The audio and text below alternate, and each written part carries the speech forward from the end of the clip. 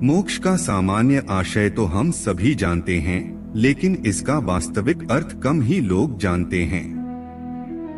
क्या आपको पता है कि मोक्ष शब्दावली अपने आप में कौन सा संकेत देती है? शायद नहीं।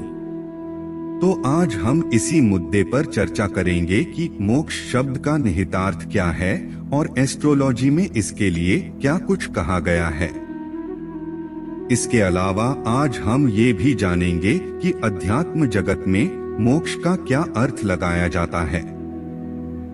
तो चलिए दर्शकों, जय श्री कृष्णा। स्वागत है आपका एक बार पुनः हमारे चैनल सत्य सनातन धर्मार्थ में। वीडियो काफी ज्ञानवर्धक होने वाली है, इसलिए वीडियो के अंत तक बने रहें एवं चैनल को सब्सक्राइब अवश्य करें। अधिक विलंब न करते हुए आइए आरंभ करते हैं। दर्शकों, मोक्ष एवं मुक्ति को हम आइए एक कहानी से इस मुद्दे को जानने समझने का प्रयास करते हैं। कबीर के पुत्र कमाल की कहानी है ये। कमाल एक वितरागी आत्मा थे। कबीर को भी इस बात पर काफी गर्व था कि उनका पुत्र कमाल एक ऐसा इंसान है जिसके लिए स्वर्ण और धूलि एक समान हैं। कबीर जानते थे कि कमाल को केवल साधना में लीन रहना पसंद है और साधना में रहते हुए भी वह सामान्य जिंदगी व्यतीत कर सकता है। स्वयं कबीर अपने आप को इस योग्य नहीं समझते थे और अपने आप को केवल त्यागी पुरुष की श्रेणी में रखते थे। एक बार की बात है, एक सम्राट ने कमाल की परीक्षा लेने की सोची। सम्राट ने कमाल को कुछ बेशकीमती उपहार देने चाहे तो कमाल ने कहा कि कुटी में कहीं रखवा दें। सम्राट को लगा कि ये तो बहुत ही लालची मनुष्य है और संत होने का दिखावा करता है। फिर भी उसने उपहार को कमाल की कुटी में रखवा दिया। तत्पश्चात सम्राट वहां से चला गया। पुनः एक वर्ष पश्चात सम्राट ने सोचा कि अब तक तो कमाल उपहार बेचकर सुखी संपन्न जीवन व्यतीत कर रहे होंगे। ऐसे में चलकर देखा जाए कि कमाल का जीवन कितना बदला। इसी जिज्ञासा के साथ सम्राट कमाल की कुटी पर पहुंचा तो हैरान रह गया। कुटी वैसी ही थी और कमाल साधना में लीन थे। सम्राट ने कमाल की साधना भंग होने के बाद सवाल किया कि आपने बेशकीमती उपहार का क्या किया? कमाल ने कहा, जहां रखा था आपने वहां देखिए। सम्राट ने देखा तो उपहार वहीं उसी हालत में थे। सत्य ही आश्चर्यचकित कर देने वाला मंजर था। इस कहानी में दो तथ्य बिल्कुल स्पष्ट हैं। पहला तथ्य कमाल की वितरागता का है और दूसरा तथ्य मोक्ष का है। वितरागता स्वयं में मोक्ष है। मोक्ष का यहाँ आशय मुक्ति से है, पर किससे मुक्ति तथ्य स्पष्ट होना चाहिए। इस विषय को थोड़ा गहराई से समझिए। यहाँ मुक्ति का अर्थ स्वयं से मुक्ति है, यानी आत्मज्ञान का स्तर इतना गहरा हो जाए कि पदार्थ और जीव में भेदाभेद मिट जाए। जैव जैव में फर्क समाप्त होने के साथ ही ये भी होता है, आप पदार्थिक भेद भी स्वतः भूल जाएं। इसमें ये ध्यान रखने की आवश्यकता है कि इसके लिए किसी प्रयत्न की कोशिश नहीं होनी चाहिए, वरन ये स्वतः स्फूर्त घटने वाली अवस्था है। ध्यान दीजिए कि मोक्ष वस्तुतः एक अवस्था है जिसके लिए किसी तरह के शरीर त्याग की जरूरत नहीं होती है।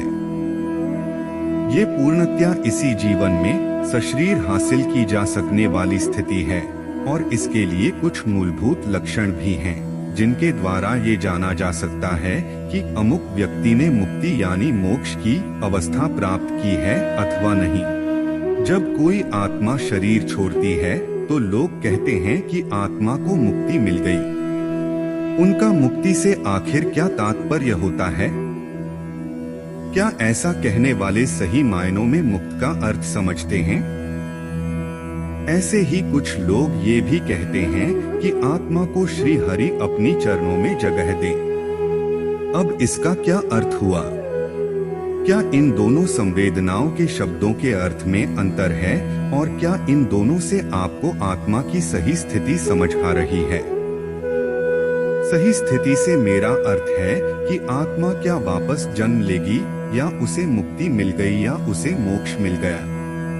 क्या ये अलग अलग संवेदनाएं मोक्ष और मुक्ति के अंतर को दर्शाती हैं? और अगर हाँ, तो सवाल ये है कि मोक्ष और मुक्ति में अंतर क्या है? मोक्ष की व्याख्या गीता से लेकर कई वेदों में की गई है।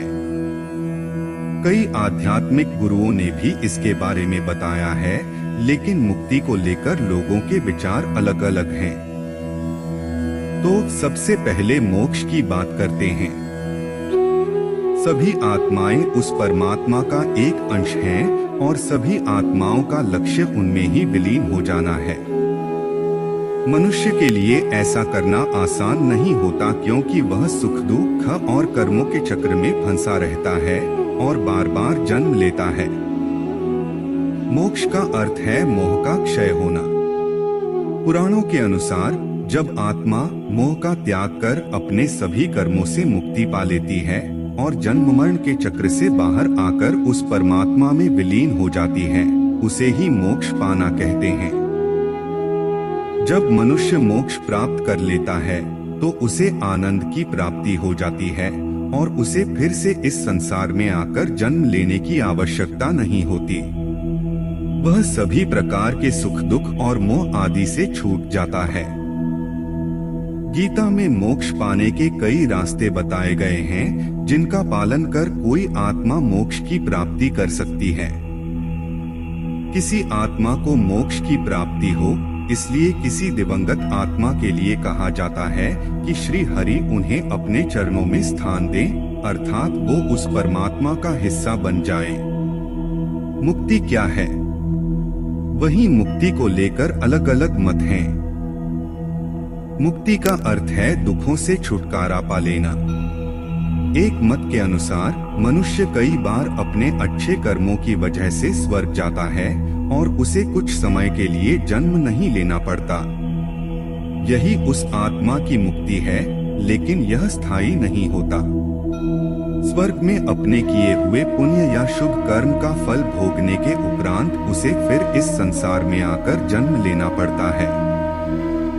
वहीं दूसरा मत कहता है कि जब आत्मा जन्म और मृत्यु के चक्र से मुक्ति पा लेती है, लेकिन वह उस अवस्था में नहीं पहुंच पाती कि वह उस परमात्मा का अंश बनने का सौभाग्य प्राप्त कर सके, तो आत्मा की उस अवस्था को मुक्ति कहा गया है। इसके अनुसार मुक्ति मोक्ष से पहले की अवस्था है, जहां आत्मा कार्मिक बंधन से मुक्त होकर एक ऊर्जा का रूप या दिव्यात्मा बन जाती है। हाँ, इस अवस्था में वह सुख दुख और जन्म मरण के चक्र से मुक्ति जरूर पा लेती है, पर मोक्ष प्राप्त नहीं कर पाती। किंतु जब आत्मा अपनी इस मुक्त अवस्था को निरंतर बनाए रख पाती है, फिर से अपना कोई कर्म बंधन नहीं बनाती है, तो उसे सदा सर्वदा के लिए मुक्ति और आनंद मिल जाते हैं, तब वह मोक्ष पा लेती है। हम आशा करते हैं कि जानकारी अच्छी लगी होगी। कमेंट में जय श्री कृष्णा अवश्य लिखें। धन्यवाद।